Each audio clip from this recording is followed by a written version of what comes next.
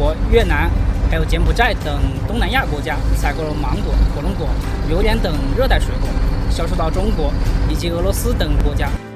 而现在运多多像他们这种跨境物流公司，他们也帮我们解决了很多的实际问题，让我们从那边的源头能够直接到中国来。如果走陆运的话，可能2-3天、3-4天。那么现在我们公司正在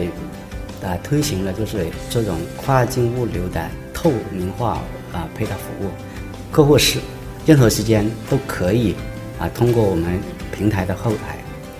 可以看到的货所在的位置。箱内、柜子内的实时的那个情况，包括温度多少、湿度多少，它的货损和它的货是否完好。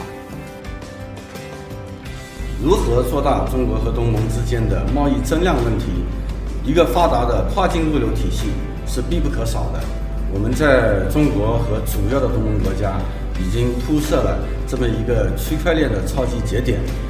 同时也铺设了3000多台智能信息采集设备，这些信息采集设备将会给我们实时的传回整条跨境供应链上每天的